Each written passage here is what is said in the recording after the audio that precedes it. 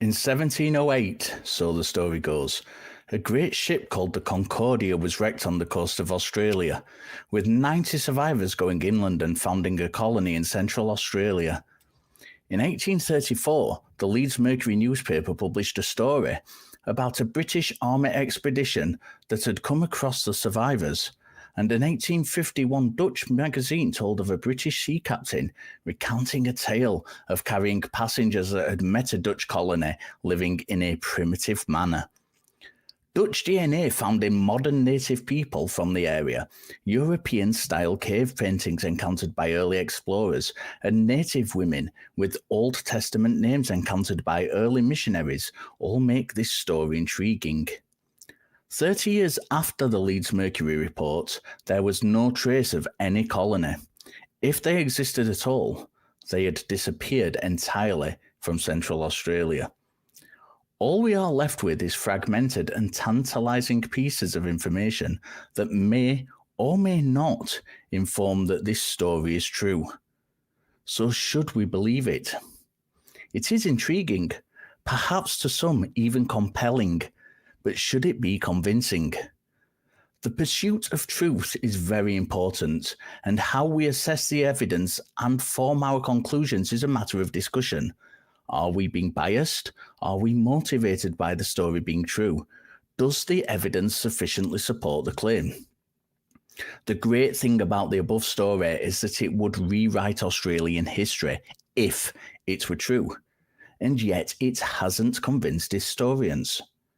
Imagine if those historians hadn't only got those scraps of evidence, but had been brought up in a culture and society where tradition held that the story was true, and belief in that story had influenced and shaped society, where in every city there was a monument to the colonists, and holidays were organised around the alleged dates of the shipwreck and encounters with them. Would they be more inclined to believe it if they were steeped in a tradition that it was true? I think yes, and I think that's what persuades many religious people their faith is true. Not that the fragmented evidence is sufficient to infer it is true, but the tradition has told them that it is true. If you disagree, give us a call, because the show is about to begin.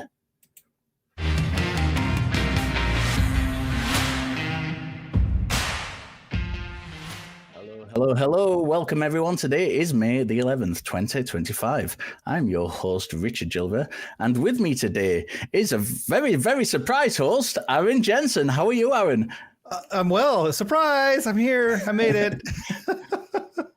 Yeah, we brought you in at the last minute. Unfortunately, Dan couldn't make it, and you were very kindly on hand to step in.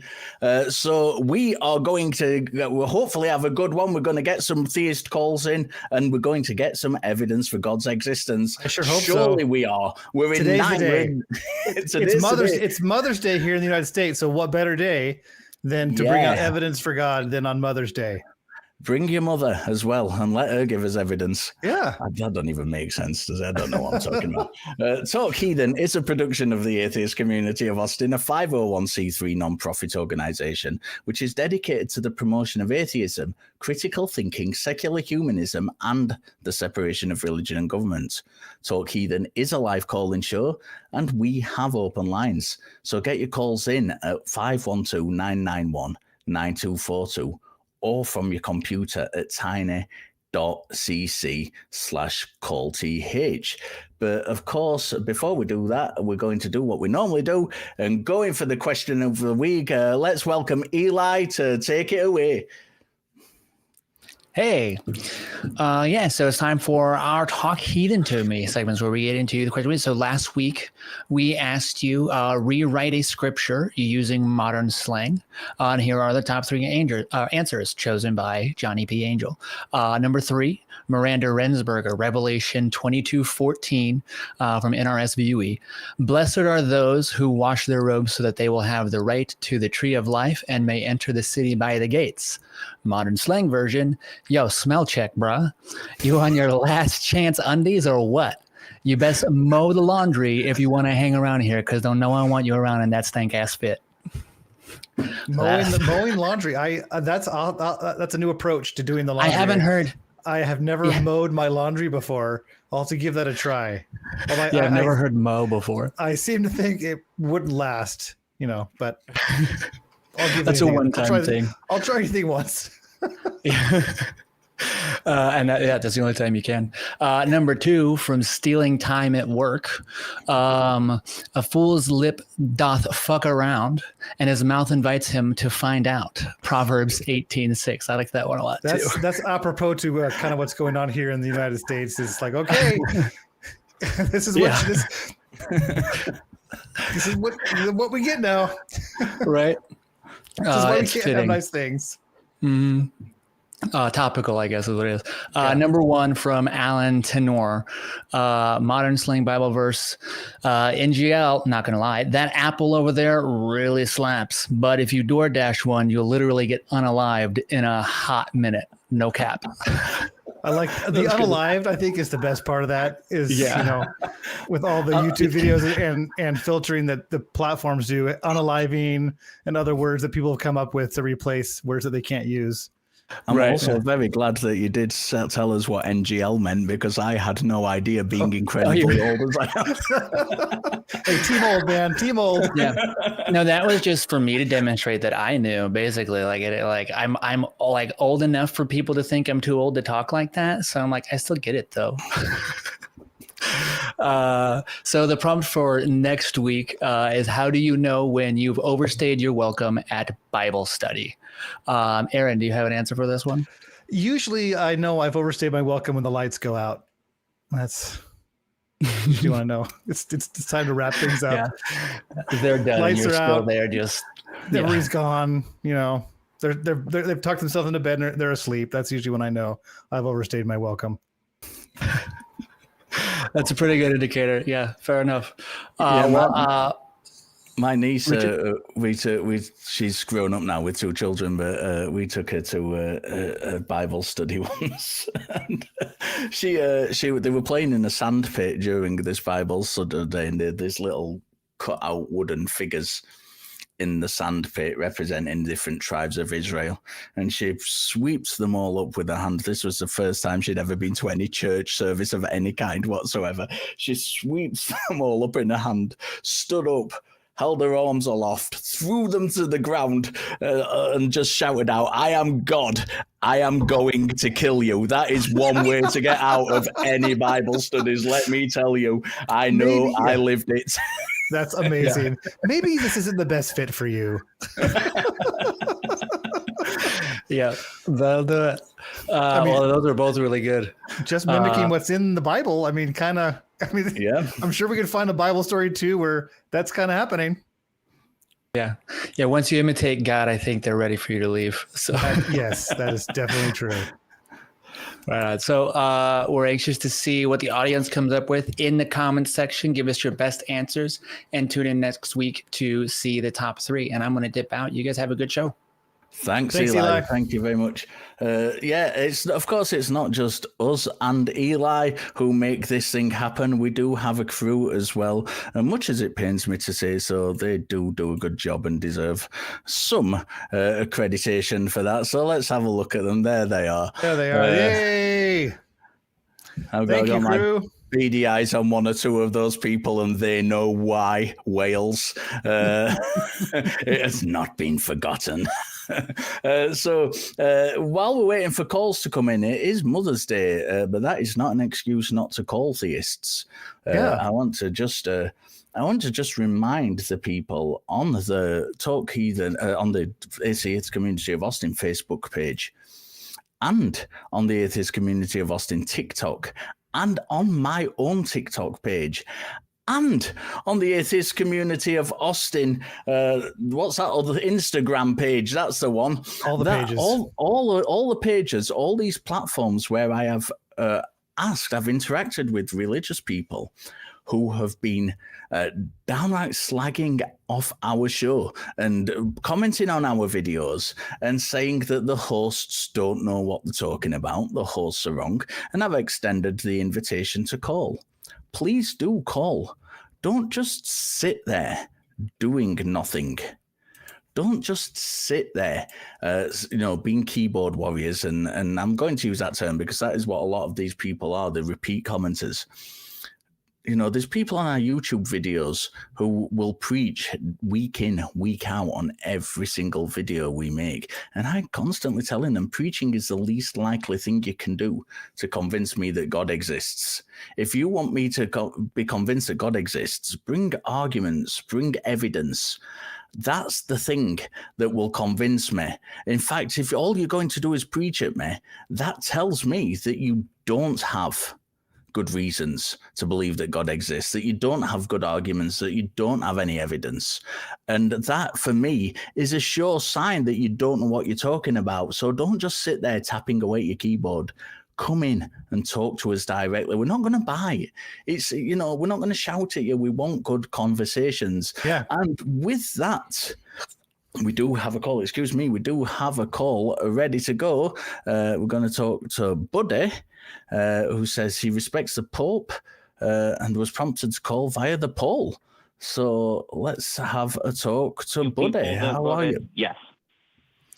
Hey, Buddy. How are you? Hey, how's it going, Richard? Very well, thank you. How are you? I'm doing the best I can. Good, good. So you tell us in your own words what it is you want to talk about. Well, I joined the stream and I saw the poll and I voted on it.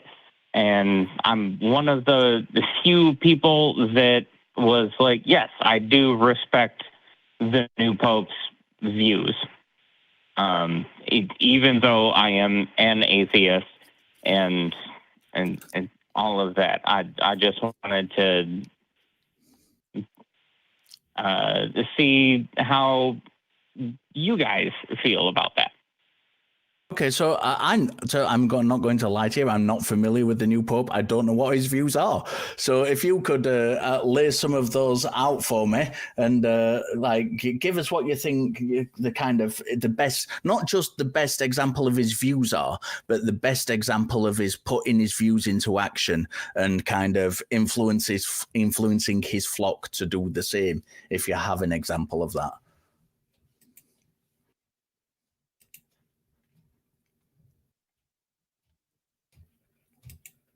Did we lose him? Buddy, let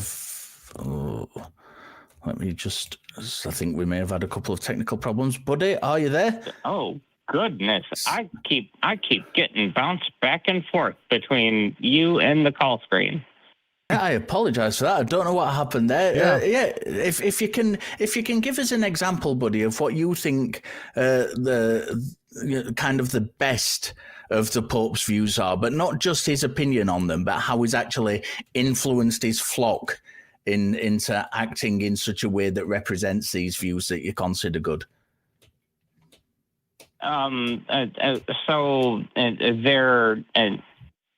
My personal view is that the new Pope is going to have to do a transitional period between his papacy and the previous Pope. And that's going to be interesting to see how it goes, especially because what was his name?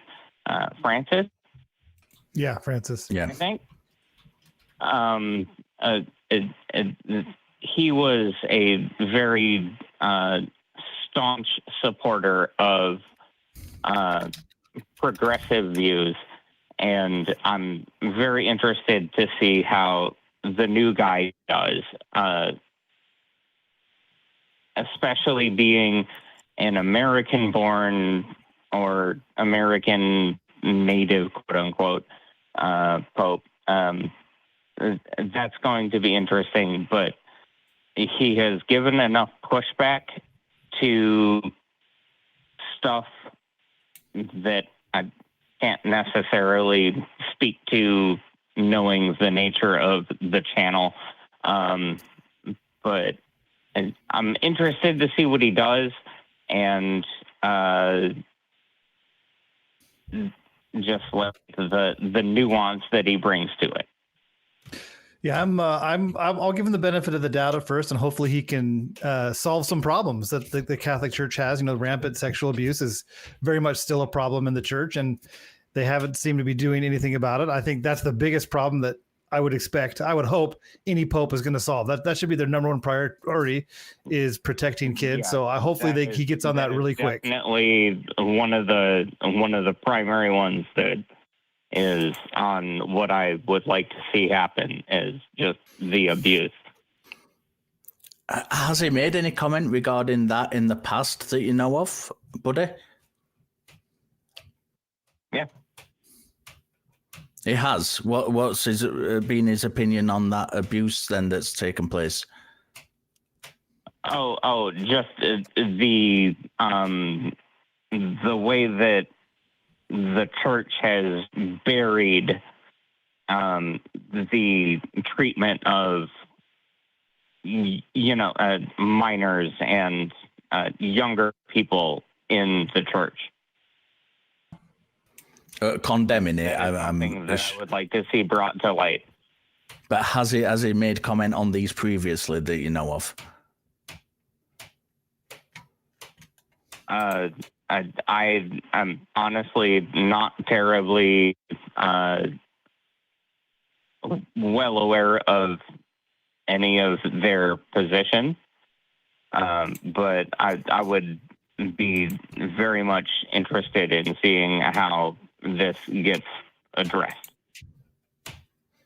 Yeah, so what is it specifically then? What is it specifically said that has kind of made you, rather than just kind of appearing to be progressive, what has he specifically said that's kind of led you to think this guy could be a good pope? He's very progressive. He might kind of change how the shape of the church moving forward.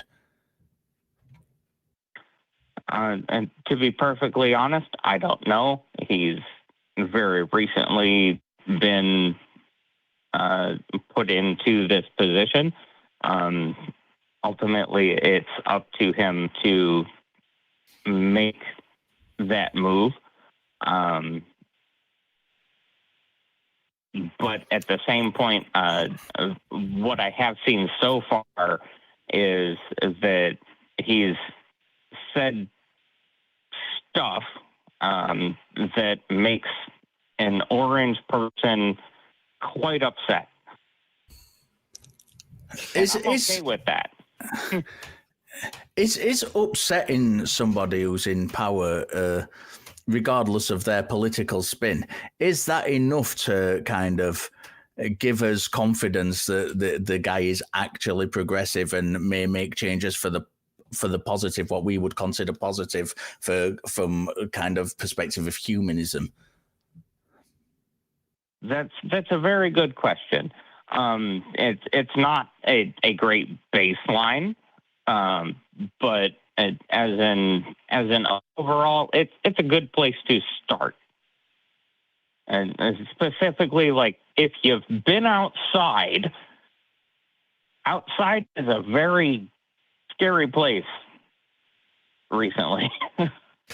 Yeah, so I was going to ask the same question that Richard asked, was just because you upset the orange one, does that make you qualified for people to listen to you? And I would say, probably not. I really want to see a pope. Progressive maybe not be the right word that is going to that people would appreciate that aren't atheists, but someone who's going to let people love who they want to love, who's going to let people live the lives that they want to live, whether it's Catholic or Christian or not, that he's going to preach what I think are the most important things that Jesus taught, that to love one another and to serve your neighbor and to love your neighbor and to help other people that are around you. And I hope that he doesn't continue to, I shouldn't say continue, but I hope that he doesn't try to double down on intolerance and on the historical, ideologies of Christianity, where the dogmatic aspect, where things have to be a certain way, and that he can lead people to be more loving and more accepting of the people around them. That's what I'd like to see from a pope, or from any religious leader, honestly. Yeah, and that's exactly the kind of thing that I hope he would do. But he's just getting started, so we still got to give him a little bit of leeway to do what he's going to do. And hopefully it's going to be a good thing. Hopefully. I hope it is. I'm not going to lie. I'm not confident. Beyond that will be proper for the after show. So I will let you guys get on to another caller. All right. Okay, buddy. Thanks for your call. We appreciate it. I think for me, I think it's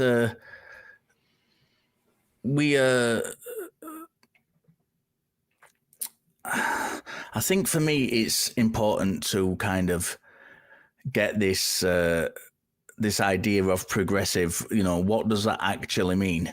Just making noises about someone being progressive doesn't demonstrate for me that we've got a progressive guy coming in who's going to make a real difference to things. That will have to be shown out in his actions. And the Catholic Church, from my understanding of there's many denominations of Christianity. The Catholic Church is not up there with the most progressive of them.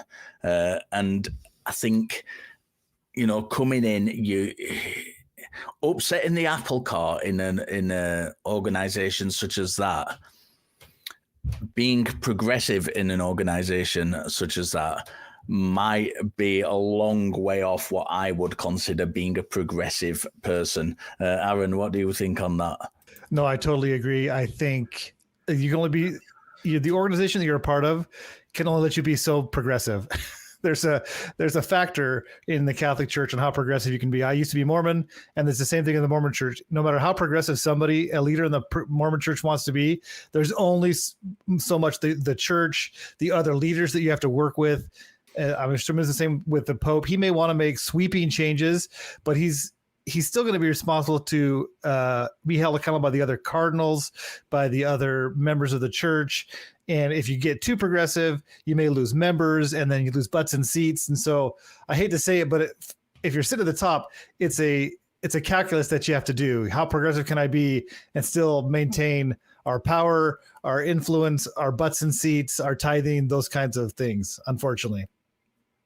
Yeah, I agree with you. So let's swiftly move on. So the ACA wants you to know what is going on in our community. You can head over to www.atheist-community.org, where you can learn about the organization itself, its policies, and how you can get involved.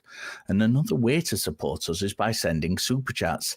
Get them in, and we will read as many as we can if they are appropriate to do so. I'm pretty thick-skinned. I think you can get away with most things. We do have merch, so get your Talk Heathen merch at tiny.cc/merch ACA. And I've not said this for a long time, but I will say this now. It probably won't affect many of you because you live across the sea from me. But any of our British fans, if I see you in the street wearing a piece of Talk Heathen merchandise, and you approach me and have your photo taken with me, and we can publish that photo on a show, then I will buy you another piece of merchandise from my own pocket of your choice. So if you are a British fan or an American fan and you happen to be visiting Britain and you've got your Talk Heathen merch with you, wear it, and if we bump into each other, might get you an extra piece for free. Absolutely free. I wish I lived in the UK. Yeah. Let me have a look. We don't have any super chats yet, and I must say I'm kind of disappointed that we don't have any super chats yet. Come on, people! Is that a super chat? Watch Conspiracy, biggest cover up in 2,000 years. I have no idea what that is. Never heard of Christ. I've heard of it. I have not seen it. Did we just give someone some free screen time that? They sent us $2. It's not free. They paid for it. I guess we're $2,000 for Conspiracy. It's a groundbreaking documentary revealing the biggest cover up in 2,000 years. Okay. Yeah, that sounds very, very interesting. Okay. Well, thank you for that super chat. Yeah, I think we might be having a couple of technical difficulties. I'm going to try and take the next call. Let's see if we can do it. Yes, Michelle, have we got you? Michelle, are you there?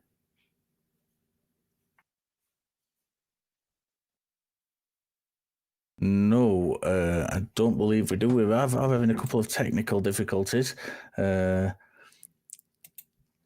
Just bear with me 1 second while we try and sort this out. And in the meantime, Aaron, let's talk about what some people have said about me. I was apparently criticizing religious people for being intolerant of the LGBTQ community, and someone responded to that saying none of what I listed is objectively wrong in atheism. I am assuming that they think that there is nothing that can be objectively wrong because atheism has no ground for objective morality. And in response to that, I would say, listen here, Cupcake, nobody has any grounds for objective morality. Yeah. So, it's not just an atheism thing. I invite people who are religious, and to all you religious people who are listening now, I invite you to call and have this discussion with me to show me where in the Bible, either through his actions or instructions, God demonstrates that there is an objective morality, because there isn't anywhere where that occurs. What he does is demonstrate subjective morality all the way through it. And what's even more frustrating about this for me is that subjective morality is not inconsistent with most forms of theology. So I don't understand why kind of Christians and religious people thrust this kind of there must be an objective morality out there, because it's not inconsistent with God, with theology. It's not an argument against God to say that morality is subjective. In my experience, people that have religious beliefs, they pick and choose which part of the religious beliefs they like, and they kind of either ignore or don't recognize the parts that they don't like. That's subjective. That's subjectivity, right? And I think they do the same thing with those commandments that come down from on high. No, mixed fabrics. People, I'll wear mixed fabrics. That's not important anymore, right? Christ fulfilled the law, and there's even more, really heinous examples of genocide in the Bible. I don't see many Christian preachers out there preaching genocide, chattel slavery, awful things that are still in the Bible that people just kind of say, well, that was back then, or they somehow just, excuse it away or just don't pay any attention to it, but they focus on the things that they like, which is I think is good. That's kind of humanist. Let's focus on the good parts, right? Let's take the good parts of all these things and use those going forward, because we know they're good. They know they help people. Yeah. One of my I'm going to say favorite, but I use the term loosely. One of my favorite kind of apologetics comes from a guy called Jonathan Sheffield. I don't know if any of you have heard of him. He's a scholar and apologist.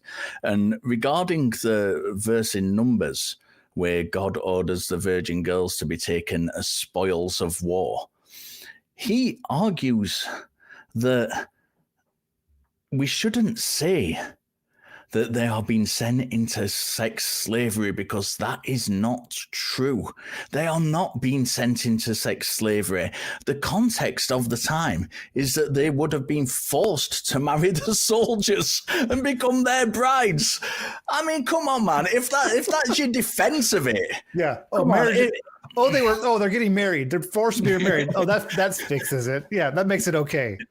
Yeah, if you want to kind of argue against us, against that, if you kind of want to argue against us against this objective morality thing, please do give us a call. I love having these conversations. I don't get to have them anywhere near enough on this show. So if you want to kind of discuss the objective morality thing, I will be more than willing to take your call. The number to call is 1512-991-9242, or you can use your browser at tiny.cc/callth.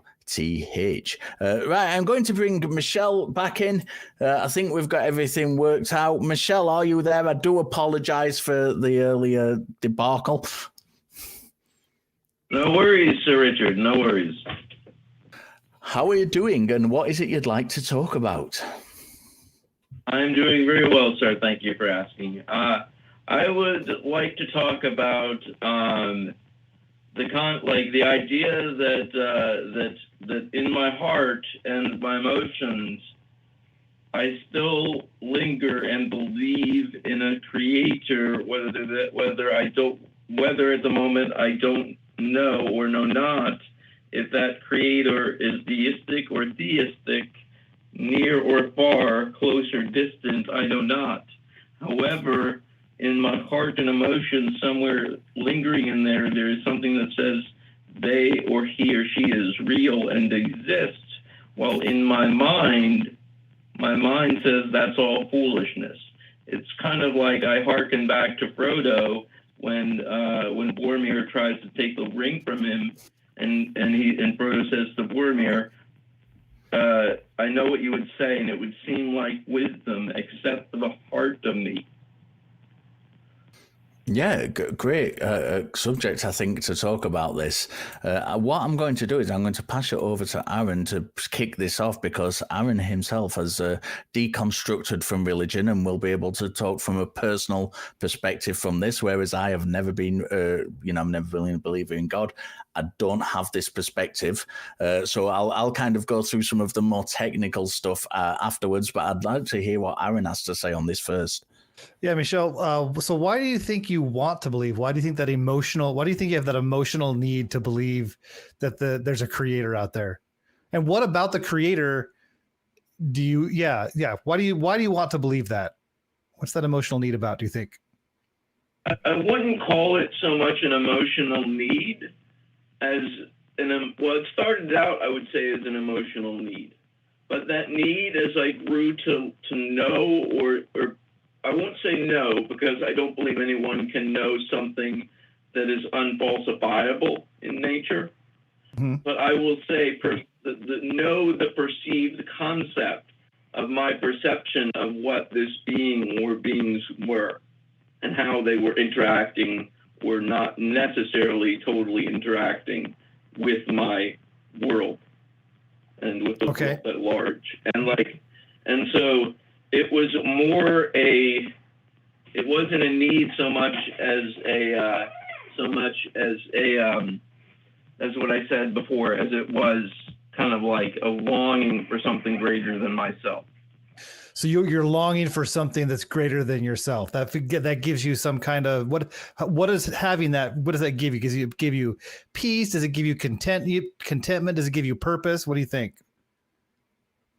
It gives, I know where I want to say I know where you're going with this, and please interrupt me if I'm wrong. Please interrupt me if I'm wrong, but are you taking this down the route that can I not find any of this contentment in atheism maybe? No, I'm just trying to understand, because I think at the end of the day, your problem is common, right? I think at the end of the day, we are emotional creatures and we make emotional decisions. And And so having this belief in having this belief that there's a deist or a theistic God, or wanting there to be one and not be able to let it go, I think that's just kind of human nature.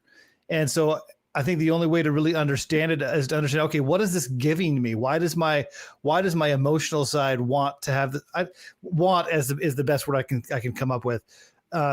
Want to hold on to this belief or have this belief? Is it bringing me peace? Is it sheltering me somehow? Does it give me purpose? I mean, yeah. So I'm just really trying to understand you, because I think it can be different for different people. I gotta say a couple of different reasons. One is Michelle. Let me just interrupt you very quickly. Are you on speakerphone by any chance? I'm on the call in. I was late. I was kind of sitting back from the computer. Can you hear me better now? Yeah, it's kind of a crackly line. I'm not sure what's causing it, so I was just wondering if it was speakerphone. But if you're not on speakerphone, that's fine. Just go ahead. Sorry. Yeah. So what really keeps me in my heart belief, and my believing in my emotions, is that the God who thinks about me, who loves me, who cares about me, whether that's from afar or near. The idea that I've had dreams where I've actually literally been encompassed by angel wings and seen heaven in my dreams and been a part of that place, soaring in the clouds and the glowing and all kinds of different stuff like that. It's just the imagery of it all, the beauty of the imagery, the beauty of the artistry of that whole story. We take all the bullshit and crime and genocide out of it and just say that God got a big smear campaign in most of the big religions. Yeah. Yeah. So it sounds like you're kind of you enjoy the idea of it, that it does bring you some kind of sense of belonging, maybe, in something that's bigger than yourself. Yeah. And I think that's kind of how I define spirituality. Spirituality is this feeling, this desire that we all have to feel connected to something bigger than ourselves. And fortunately or unfortunately, we've grown up in a society or a culture where that something that's bigger than us is God, right? It's typically Christianity, but it can be other things. And so having to let that go means finding something else to be connected to and be something that and a lot of people use nature. They go out and camp, or they go hike, and they feel connected to the world, to the earth around them. Some people go out and find great friend groups, and they just feel that sense of belonging and connection with friend groups. And so, usually if you're, I don't know if your goal is to get rid of this emotion or just understand it, or what's your goal here? That was my second part of the question that I didn't put in. Am I okay in my position being an agnostic, atheist, and anti-theist? Well, yet somehow in my heart, and I want to also preface that by saying I've suffered a concussion, a seizure disorder, a stroke, and an aneurysm, and a brain bleed, all in a short period of time, maybe 3.5 years. That's a lot. And so I don't know if it's lucky to be alive. I don't know if it's some of those injuries and conditions that still cause this lingering belief, kind of like maybe a split brain patient with that sort of thing going on. So I don't know if there's any true way around it other than your own. Michelle, I would suggest that the reason you have this lingering belief is because you are a human being. And I don't know if you were listening at the top of the show where I recounted the kind of story of this vessel that had crashed on the coast of Australia. And if we took it away from that fragmented, there's little bits of tantalizing information here and there, which suggests that there might have been a colony of Dutch in Australia before we actually knew they were one, who kind of had relationships with the Aboriginal people. And there was a colony there for a number of years. And, there's lots of tantalizing bits that might make that true. But how much more convincing would that be if we'd been brought up in that culture, they'd been brought up to have been told that was true? Not just there's this bit of information here that we're trying to piece together, but this is true. Our holidays, our culture, everything else is based on it. I would think that would convince, even with the same amount of evidence that we have, I would think that would convince far, far, far more people that was true than there currently are. And I think that's very, very important. The fact that we're kind of being brought up in a society where we are told that this thing is true, where we're convinced that it's true. And I think, you were talking about the labels you would use, and, is this belief consistent with those labels? And what I would say is, for the moment, just kind of forget about the labels. It doesn't matter whether you call yourself or people call you an agnostic atheist or an antitheist or a theist or a deist. What matters is what you are convinced of. And if you are convinced that a God exists, then you are convinced that a God exists. And let's look at the reasons why you are convinced that a God exists. Or when you get the opportunity, explore yourself the reasons behind why you are convinced you exist. Rather than trying to fit yourself in a neat little box, have a look at the reasoning behind it. There's lots of work being done in psychology and neurology that talk about the reasons people believe things. There's lots of biases that we are prone to, that our brains are prone to, just through the basis of the way it is evolved. And these can be, they were good for us from a survival perspective. They're not so good for us in trying to assess what is true perspective.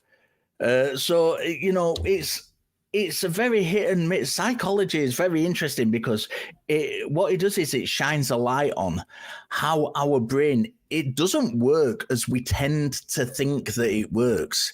It's not a computer. Right. Our eyes aren't video cameras. When we see the world, we aren't seeing like we would on a film, a video image of motion, image in motion. What we're taking is lots and lots and lots of little separate snapshots. And then the majority of what we experience in any given moment is our previous experience, cross-referencing those little bits of information that are coming in. And that is how we form opinions about the world. It's not all this stuff is coming in and it's pure and it's perfectly computed. That's not how the brain works. And I think having a look at this would, going in your own time and having a look at this would really, really shed a light on a lot of the reasoning behind why you are convinced that a God might still exist. And I think that is far, far more important than kind of trying to stick yourself in a label and in a box. Sorry, Michelle, go on, please. I would say in my head, in my thinker, I'm not convinced. I don't see any evidence. But only in my heart, and even in my heart, I'm not convinced. But what is your heart? There is no. We don't have two separate things. We don't have a head which just does rational stuff and a heart which does emotional, irrational stuff. That's not how we work. That's not, our emotions and our brain and our consciousness are all part of the same system. Can I share a hypothesis of mine with you, with the show? You can indeed, and I will not mute you myself when I say that you can, so you can actually hear me. Please go ahead. Feel free to mute me if you need to. It's your show. Go right ahead.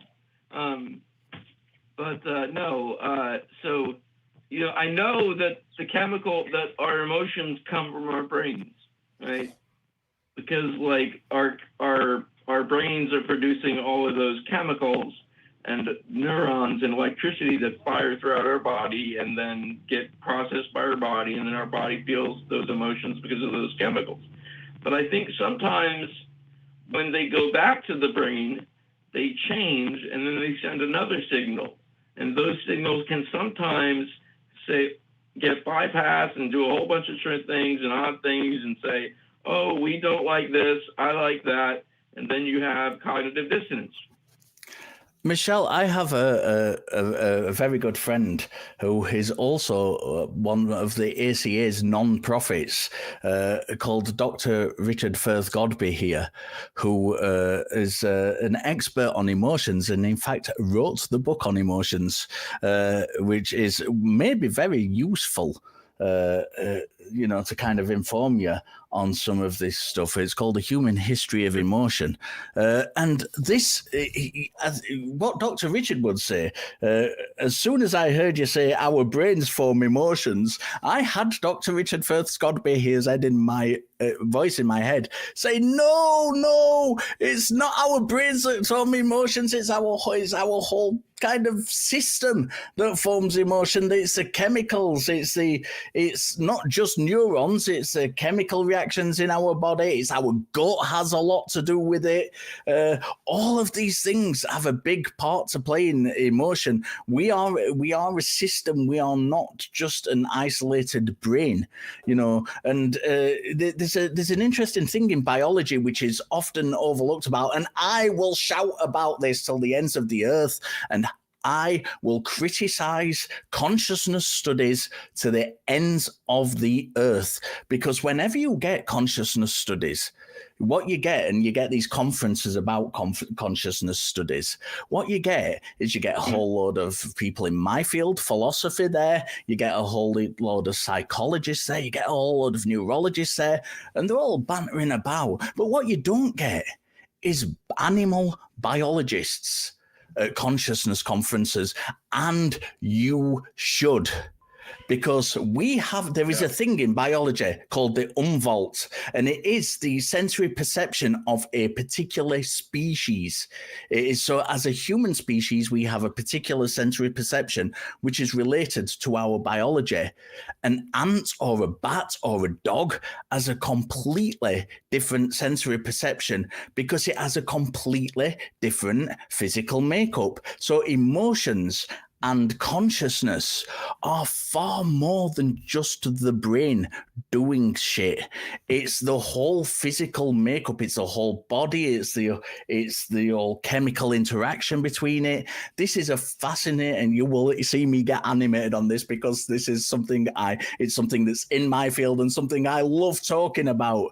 And it's very, very important that we take all of this into account when we're talking about how we interpret reality and how we kind of assess what might be true and might not be true. And that's why I say to you, it's so important not to say that the head does this and the heart does this, because we are a system. Right. I guess, yeah, thank you for that, Sir Richard. That just needs to be filled in. Like, I get that the whole body, now I'm understanding more, like the whole body, the gut, the heart, the head, everything, the bones, the marrow, everything. Like, you can feel emotions in different parts of the body at any given moment. And the body is so, like, integral in how we perceive the world. Yeah, and one of the damaging things that I think religion can do, and Christianity in my experience did to me, was it actually tries to separate your brain from your body. It tries to tell you that we're like these spiritual beings having this physical experience on earth. And so we have to deny our body. We have to deny our emotions, what we're feeling, what we want. And we have to be purely in our heads. I know that my religion did that to me. And so it's really, and I'm literally learning and working on every day, trying to integrate back my brain and my body and understanding what I'm feeling and what I'm thinking, and realizing I'm one big system, one big connected thing. I'm not just this. I heard someone describe once, I'm not just this head that my body moves around from room to room, right? I'm this whole human being. Yeah. Does that make sense? Well, gentlemen, that makes perfect sense. Yeah. Yeah. Gentlemen, Go ahead. I don't know if you guys had anything more to say, but I'm all done. I mean, this is my come out public trans day. I mean, I'm coming out publicly. Like Michelle is my trans name, and I have a couple of different lady names that I go by, trans names, but they're all feminine sounding. And so, yeah. Yeah, well, congratulations on congratulations, and thank you for doing that out here with us. Yeah, we appreciate that very much so, and we hope that our community. Sorry, Michelle, go ahead. Did you mind, Richard, that I did that? Was that okay on your show? Of course it's okay, yeah. Look, this community is here for you, and if you want to discuss your journey and your identity, and you want to talk to someone who's had that experience, call back when Dr. Ben is hosting, because Dr. Ben is a trans man.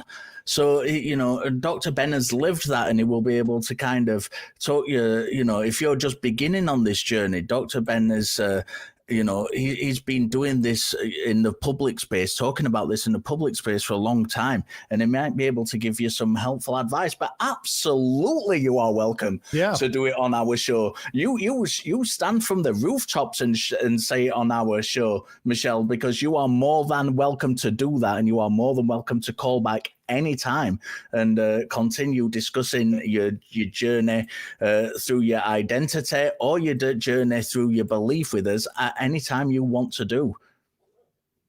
Thank you, Sir Richard. And was it William who was on? Aaron. Oh, Aaron, that was my next guest. Sorry, Aaron, I don't have you. It's okay, I've been called worse. Sorry. So, not a word, no problem. Good night. Thank you. That was a great call. That was a great call, yeah. For so many, many reasons. I don't get a chance. And I can see AJ, in my mind's eye, sat in the back laughing because she knows that I get so animated and expressive when I talk about consciousness. It really, really is one of my favorite subjects to talk about. And it really does infuriate me when we get this kind of snobbery in consciousness studies that kind of, for some reason, and I don't know what the reason is, but excludes to such an extent non-human animal consciousness studies. There is so much great work being done on different animals, and there, as I said earlier, this thing's called the umwelt, a sensory bubble. Mm-hmm. That is their world, that perceives the world as a species. There is so much great work that's been done with so many different animals and through so many different aspects, from spiders to bats to whales to dogs. There's a great, I think it's on, I'm not sure if it's on Netflix, there's a documentary at the moment about how dogs sense the world and see the world, which is, I watched that recently, and that's a great program as well. And there's so much out there, so much information out there, and we seem to completely ignore it when we talk about consciousness studies. And it is so baffling to me when it is so blatantly obvious that the physical makeup of a species has so much to do with its consciousness and how it perceives the world. And ignore that at your peril, people, because it's ignorant to do so, I think. And I will stand loud and proud on my soapbox and scream about this to the consciousness community at every opportunity I get, because it's something I'm passionate about. We need to do more of. Aaron, please. It's a really fascinating topic. We're all these unique individuals, and we're all conscious, whatever that means. But consciousness makes you think that you came from somewhere, almost like there's, and the thought of a conscious, like, didn't exist once, now it exists, and then it's going to stop existing. It's hard for the consciousness itself to accept that kind of fact, that it just came out of nowhere and then it's going to go away eventually. And the studying animals, I think, is crazy. It's really fascinating to see the ways that scientists can study other animals and figure out, even though we can't talk to them, figure out how they perceive the world, how they understand the world. Super clever scientists out there studying. I think it's super clever to study those kinds of things. It's pretty fascinating stuff. I love it. I love the whole field. I love, my wife, I love psychology as a layman. My wife's an educational psychologist as well. So I get to kind of nip into her really, really expensive books that I don't have to buy. Oh, nice. to read some of these like proper studies that have been done. So it's really good. I find it really fascinating. And just, I think we need to do more. There needs to be more to educate people on how the human brain works and how human consciousness works. And I think this would dispel, if people educate themselves, this would dispel a lot of people who do believe in God. Bringing it back to the last caller, bringing it back to Michelle. My wife obviously has been married to me, being my wife. That's what married people do. They are married to each other. Yeah. We had conversations for years and years and years. She was a theist, and we had conversations for years and years and years, talking through kind of epistemology and things like that. And she, no matter how much I talked to her, she didn't relinquish her belief in God. What made her relinquish her belief in God was doing a master's degree in psychology and actually having that eureka moment for herself of, shit, this is how the brain works. Yeah. This is how we relate to things. And it was doing that, it was doing the homework herself that actually kind of brought her out of theism. And I think we need to push education. Now, I know there's some things in the US at the moment where, I'm not going to get political, but education's not high on the agenda. And it's really frustrating, Richard. It is exceptionally frustrating. And to my mind, education should be the highest agenda, and how we interpret the world should be the highest of the education agendas. Yeah. Just learning how can you operate as a society, as a functioning society, if you do not know how you work yourself. Yep. That baffles me. It really, really does baffle me. And the frustrating thing about it is it's not like it's a fringe thing and it's just a couple of mad people on the internet like me shouting about it, saying, we should have this in education. This is mainstream stuff. This is mainstream stuff that everybody should know about. And I totally agree. Don't. Yeah. We should be teaching people about it, how the brain works, why the brain works. The brain is not reliable. What's reliable? How do we know what we know? There definitely needs to be epistemology classes in high schools here. We need to be paying teachers more, but an educated populace is harder to control. Yeah. Well, I'll just put it at that. Yeah. We have some super chats and we have some patrons. So what I'm going to do is we'll go through the patrons first here. I have the list of patrons in front of you, Aaron. Would you like to read them out? Let's see here. Where are the patrons? I don't think I have the patrons here. I will read the patrons out then in lieu of you having the list. So the top 5 patrons are: number 1, Oops, all singularity. Number 2, Dinglebridge Jackson. Number 3, Kalevi Helvetti. Oh, no, and number 4, Brian Zupke. And number 5, J.A. Colton, and an honorable mention. It goes to 6. And you can see me and my wife have been married so long.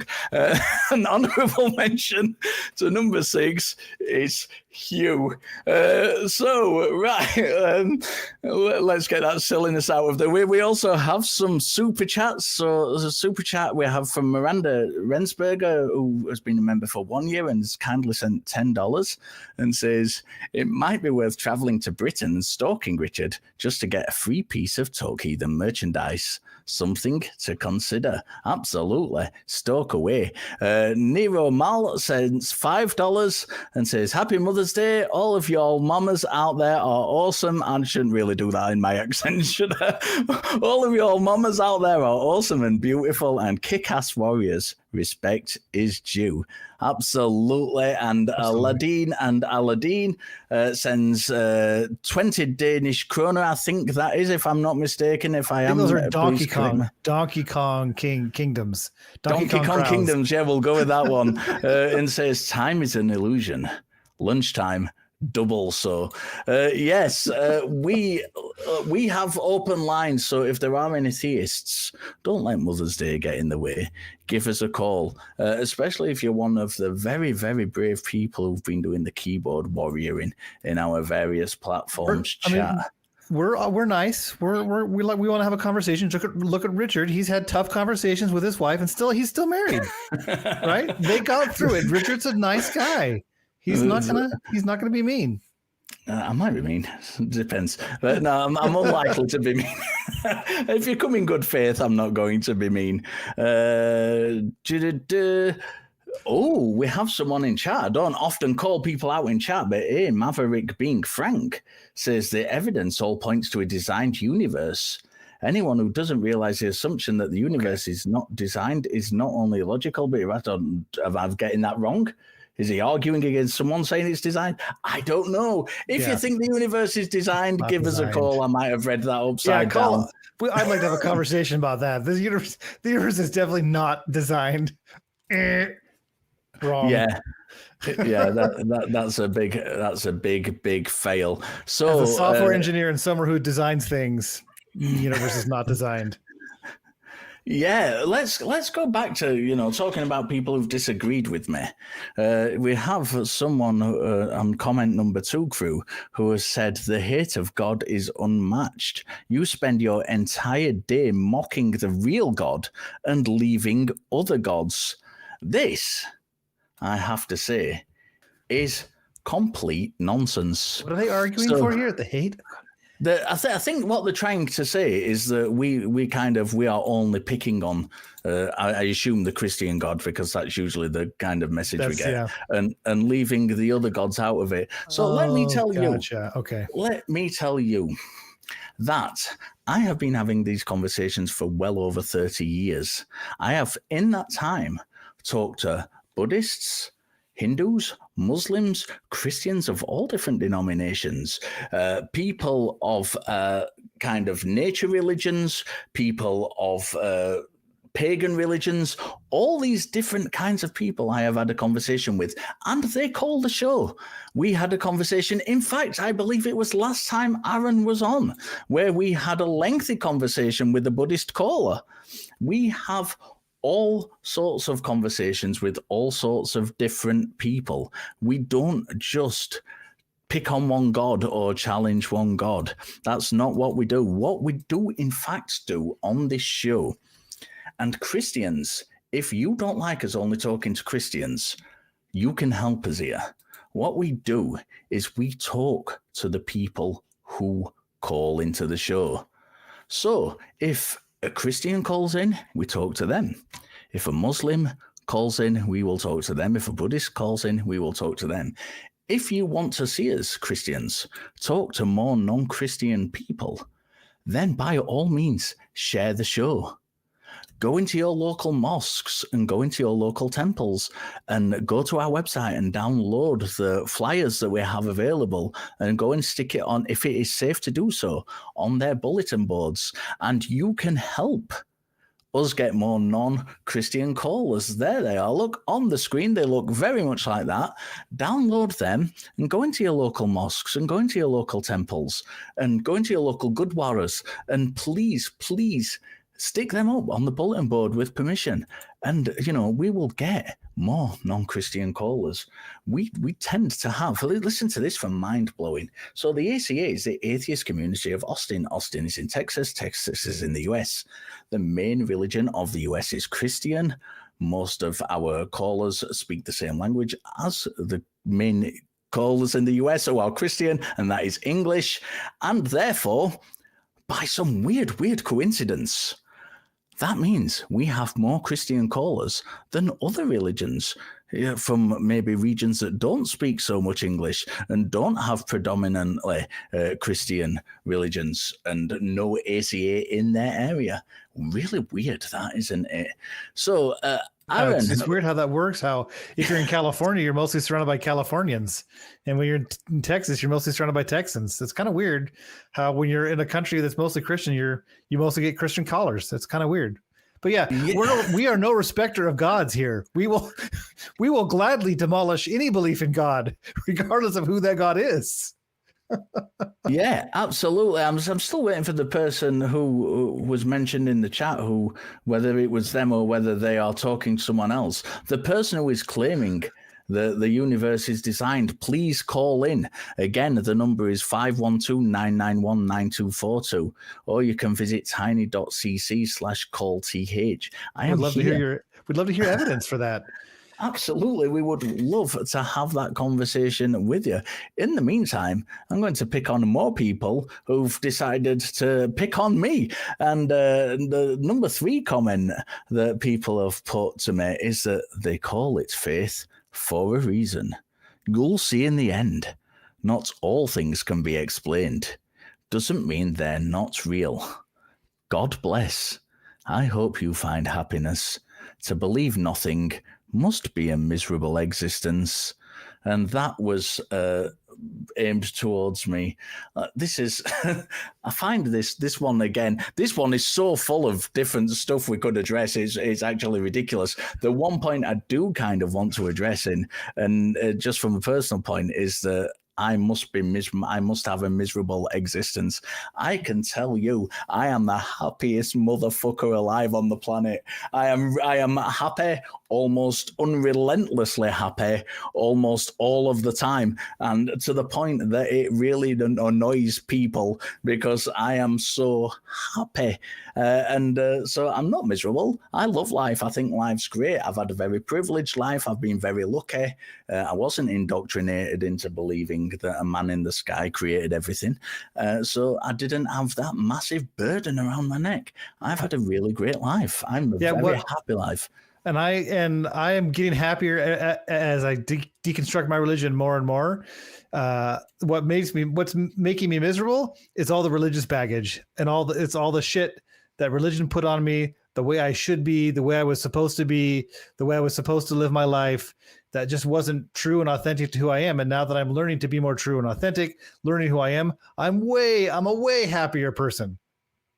Yeah, absolutely. And can I just address A Maverick being frank again in the audience, who the mods are dealing with amicably, but they're saying that their argument for a designed universe is irrefutable.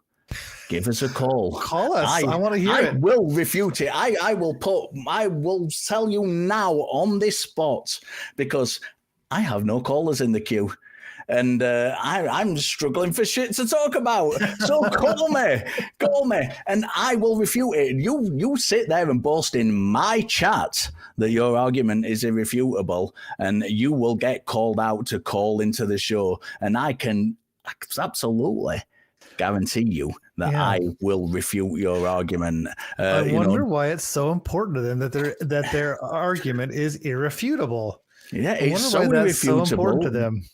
It's so irrefutable. They've got to sit there and tap away on the keyboard and tell everybody in the chat that it's irrefutable, rather than safe space to be in. Rather than calling in and telling the thousands and thousands and thousands of people who are going to watch this show on replay that it's how irrefutable it is. Really weird, that. Really weird. Aaron, in lieu of callers, you've not been on this show in a while. Tell us a little bit about yourself and your background. You mentioned earlier you were a Mormon. Yeah, I was raised Mormon, born and raised. I was, as I've heard, I was in it to win it. Wanted to be, return and live with God, with Heavenly Father after I died. So I was, an obedient Mormon. I got baptized when I was 8. I mean, nobody really. That's usually when you get baptized as a Mormon. You don't, as your 8-year-old, you don't really have much of a choice in it. You kind of do it because everybody tells you to do it. But then I went on a mission when I was 19, served for a couple years there, came home, got married, started having kids.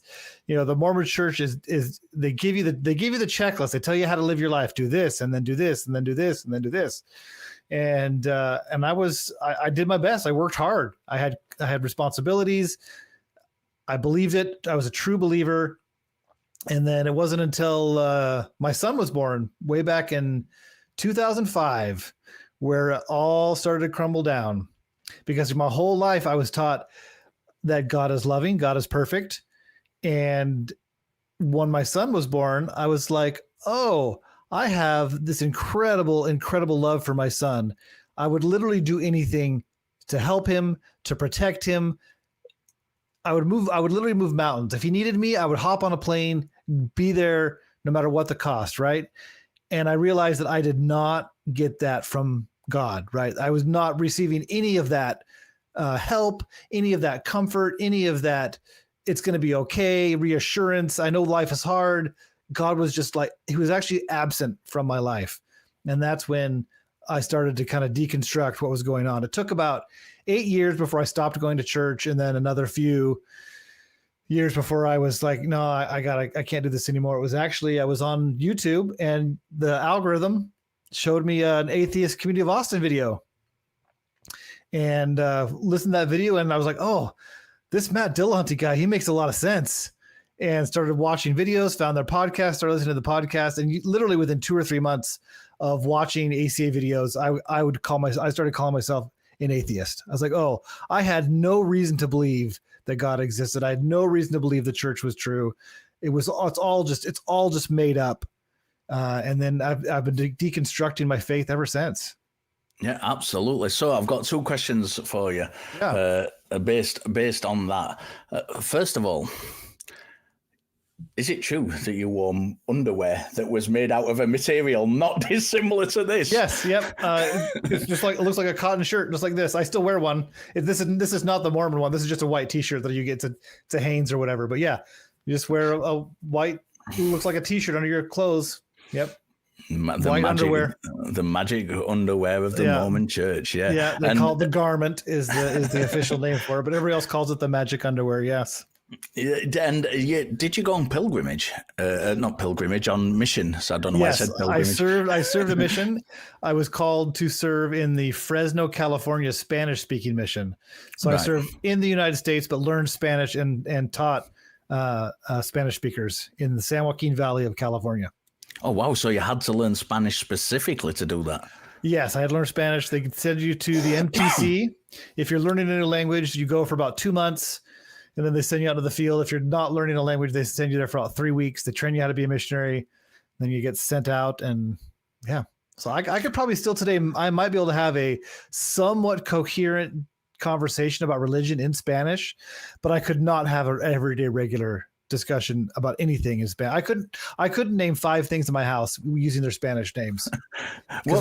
We only use Spanish when we were teaching the gospel. Yeah, was there a little bit of disappointment that you didn't get sent outside of the US on mission?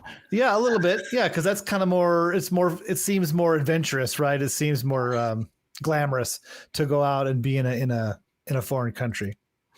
Yeah, I remember speaking to a Mormon, a great guy.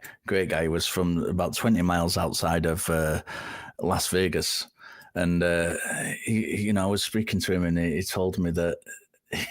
We were actually speaking about Michael Jackson. Is the missionary he was with was talking about Michael Jackson, and he had such a blank look on his face. And it turned out that he'd never heard of who Michael Jackson was. It'd been lived in such an isolated community. Oh my gosh. That he'd never even heard of Michael Jackson.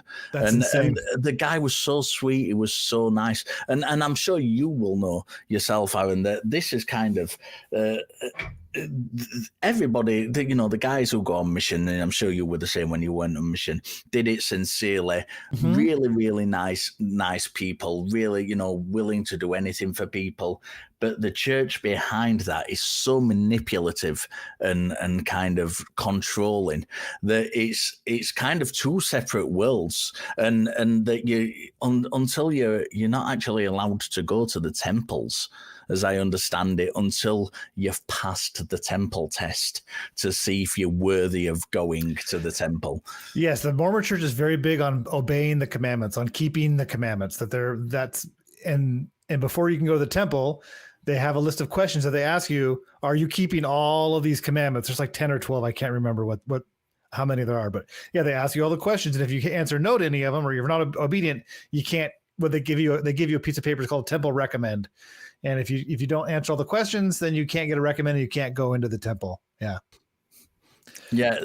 So yeah, that's really amazing. I think a lot more people could do with learning a lot more about the Mormon Church, because it's including many practicing members of the Saints. church. Yeah. Yeah. Because it is so fascinating how it really is. I mean, you've got a modern religion that began where the founder of the religion was killed in prison, and it was brought up on fraud charges, and it was killed in prison. And many members of the church don't even know this, and when it is given to them, it's given such a spin that it's completely reframed that he was in prison for his own protection, and it's apologetics. It really is, and it comes from very much from the top in the Latter-day Saints.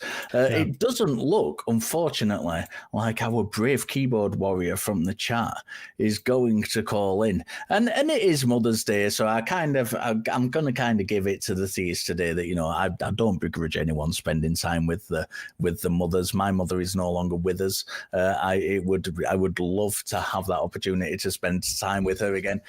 So I'm going to kind of forgive people today. So let's have a little a conversation about the prompt again. Just remind people of the prompt. The prompt for this week is: how do you know when you've overstayed your welcome at Bible study? Reply in the comments and tune in at the beginning of next week's episode to hear the top 3 answers. And we want to thank Eli for helping out today. So if we can bring Eli back in for a little bit, I just want to, Eli, what were your favorite moments of the show? What were your least favorite moments? Give us your opinion on it. I think I might share the same favorite moment with everyone. Michelle coming out, I think, was really super. I color me honored to be a small part of that. I was in the background, but glad being with it. I also I did want to touch on something because I felt like in something Michelle said, she made a connection with neurological conditions and religiosity, in the effect of like, I've suffered X, Y, and Z, and I wonder if that's the reason that I still hold these beliefs. And I think, I would just stress that not only is that unfair to you, Michelle, but also to atheists with neurological conditions and to religious people, to sort of equate those two things. So I just say to take care of yourself, be gentle on yourself while you're kind of exploring these beliefs. Yeah, absolutely. Excellent. And Eli, I want to thank you as well, because you did, as I want to thank Aaron, because you did step in at the last minute. We had a last minute change of personnel, and we did a little, when we're trying to find backup hosts, it's sometimes quite difficult to find, especially last minute, to find backup hosts for the show. And then it did become like buses and all fucking come at once. And today we had like a plethora of people saying, I'll do it. So we fortunately we had many people to step in, and what great people as well. I want to see if Eli's head can perform the massive magic trick of shooting love rings out. Yes, it can. Whoa, there it is. It's almost like they knew exactly what I was going to say. Gosh, I think the universe is designed. How did that happen? What other explanation is there? That's great. If you want to come and see us in the atheist community of Discord, we do have an after show after the show, and that's over at Discord, and you are more than welcome to join us over there. That's at tiny.cc/ACD Discord. I believe all three of us are going to be over there. So if you want to ask any of us any further questions or continue the conversations we've been having, or even start new ones, you can have them in the Discord after show. We will all be there. If you don't believe, this is your community, and we do appreciate you being here. And if you're on a journey, as Michelle was, please take advantage of that community. There are plenty of people here who've had life experiences parallel to yours and who will be able to help you navigate those difficult waters. The great thing about the atheist community of Austin is we have such an array of people here. I can't speak about coming out of religion because I've never been religious, but Aaron can. And that's what's so good about this community is, you'll always find someone who will be able to speak on your level and who has had a similar experience to you. And if you do believe you, we do not hate you. We're just not convinced. See you next time.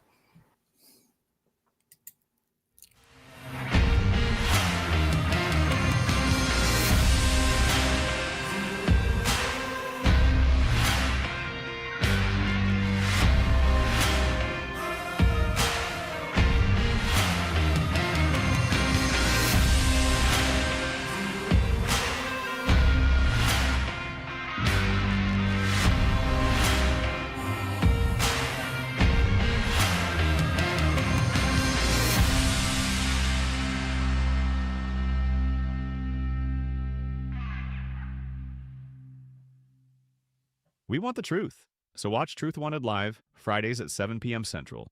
Call 512-991-9242 or visit tiny.cc/call TW.